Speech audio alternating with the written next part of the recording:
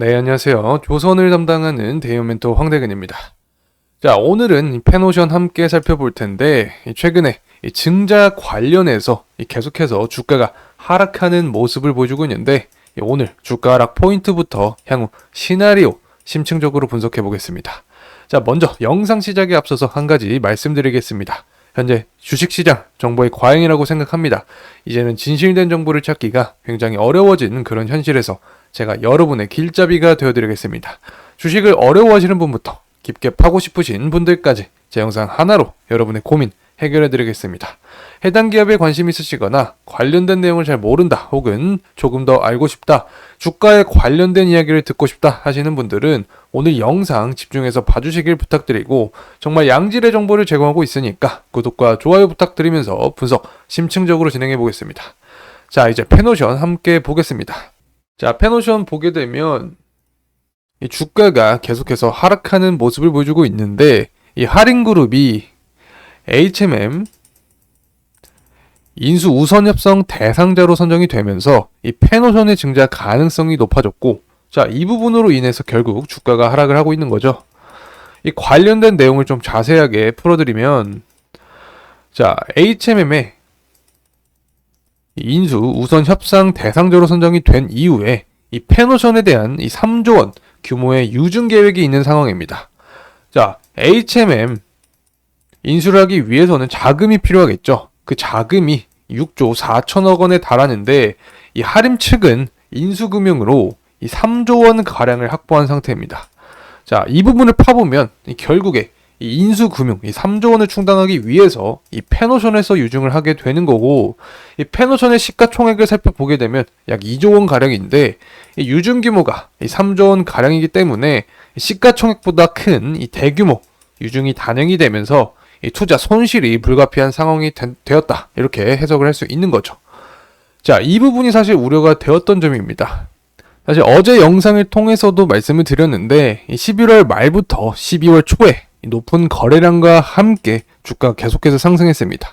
이 당시에 주가가 상승한 원인은 HMM 인수 관련한 호재로 주가가 상승했던 건데, 사실 이 부분은 이 단기적인 모멘텀일 가능성이 높다.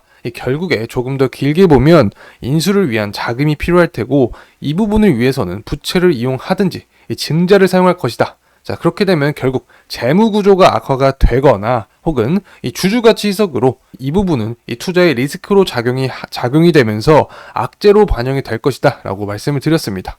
자, 여기에 더해서 RSI 수치 자체도 과매수 구간이었기 때문에, 자, 물량 비중을 30% 이상은 조절해야 된다라고 말씀을 드렸습니다. 자, 그래서 현재 당시 구간부터 계속되는 하락을 보여주고 있는데, 사실 12월 초에 매매를 진행하신 분들은 지금 다소 힘든 구간이라고 생각을 합니다. 자, 어떻게 보면 이 하림의 HMM 인수는 사실상 무자본 M&A이기 때문에 이 펜오션의 기업 가치 훼손은 발생하게 되는 부분이고, 사실상 우리가 이 부분을 대비를 할 수 있긴 했습니다. 자, 하림이 HMM을 인수한다는 이슈는 사실 11월에도 나왔는데 너무 단기적인 모멘텀에만 집중을 한 거죠.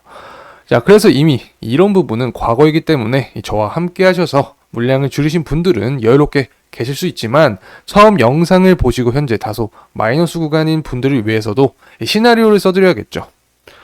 자, 우선 현재는 이 매물대가 가장 많이 나오면서 이 4,000원 이 구간에서 지지를 받고 있습니다.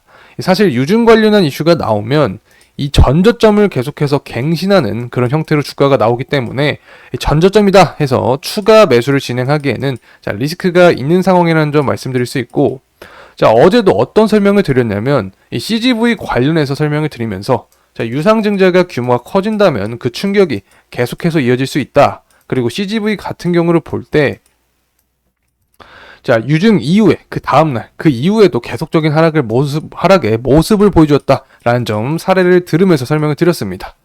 자, 그래서 이때 당시 제가 어떤 핵심 포인트를 드렸냐, 자, 유증이 나온 경우 연이어서 주가가 하락이 나올 수 있다. 자, 그리고 권리락이 나오면서 주가가 2차적으로 하락할 가능성이 크다.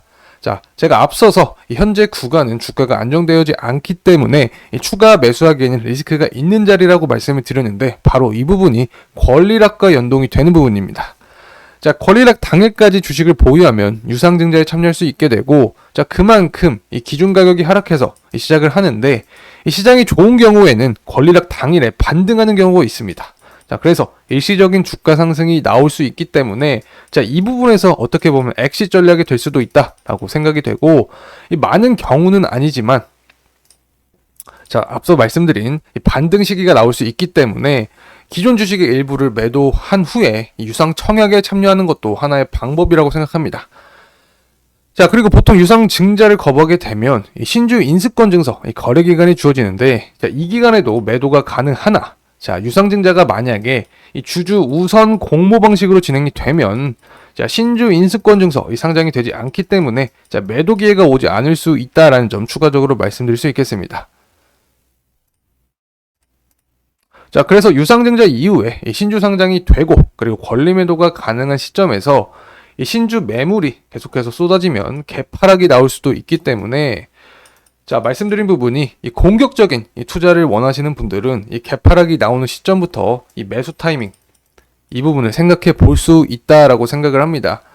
자, 그리고 현재 유가의 경우도 살펴보게 되면, 사실 어제도 계속해서 말씀드린 부분입니다.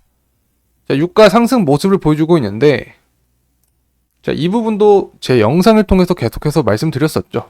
당시에 유가가 계속 하락하는 모습을 통해 현재 과매도 구간이다. 이제는 유가가 상승할 것이다. 자, 그래서 유가가 상승하면 해운주 주가의 하방 압력으로 작용할 것이다 라고 설명을 드렸습니다. 자, 이 부분에서 왜 유가가 해운주에 악영향을 주는지 궁금해하신 분들도 계실 거라고 생각을 합니다. 자, 통상 이 조선주에는 이 유가의 상승은 긍정적으로 해석이 됩니다. 이 부분 해양 플랜트와 관련이 있기 때문인데, 자, 조선주의 경우에는 유가가 상승하면 조선주 주가에 긍정적인 영향을 준다. 하지만 해운주에는, 자, 유가가 상승하게 되면 이 부분은 비용으로 연결이 되기 때문에 이 수익성 관련해서 좋아질 수가 없다. 자, 그래서 결국 이 중장기적인 주가 상승의 모멘텀을 위해서는 우선적으로, 자, 유상증자 관련한 이슈로 이 주가의 흔들림이 안정화되어야 하고, 유가가 더 하락해주면서 이 발티군임 지수가 상승해주는 모습을 보여준다면 추가적인 상승 모멘텀을 얻을 수 있다. 이렇게 말씀드릴 수 있겠습니다. 자, 그리고 이 수혜주나 관련한 매크로적인 이슈 역시 설명을 드리면, 자, 예멘 반군의 상선 공격으로 인해서 이 수혜주 운하를 통과하는 이 선박 수송이 중단이 되면 우회 경로를 선택하게 되고, 자연스럽게 거리가 멀어지니까 이 비용적인 측면이 늘어나게 됩니다.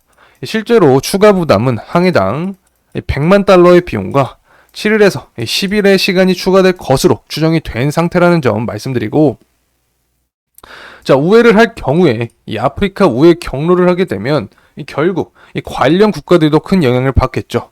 이 가장 큰 영향을 받는 곳은 그리스, 또 불가리아를 뽑을 수 있는데, 자, 이 부분을 통해서 우리가 생각해 볼 점은 결국 유럽 국가들에도 영향을 미친다를 생각을 해볼 수 있겠고, 사실 이 자체적으로 에너지를 생산하는 미국보다 유럽에 더 큰 영향을 미치는 사건입니다.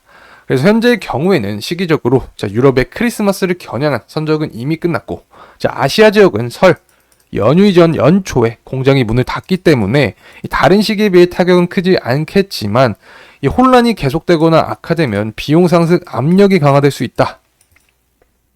자, 하지만 지난 팬데믹과 비교를 했을 때는 안정적인 수준을 보여주고 있기 때문에, 자, 유럽의 경우 인플레이션 미친 영향은 비교적 제한적이다라는 얘기가 나오는 상황입니다. 자, 하지만 우리가 생각해 볼 점은 이 부분이 장기화돼서 해결이 되지 않는다면 결국에 미국부터 전 세계 도미노 효과를 가져오기 때문에 계속해서 결과를 추적하면서 리스크를 위한 대비를 해야 하는 시기라는 점 말씀드릴 수 있겠습니다.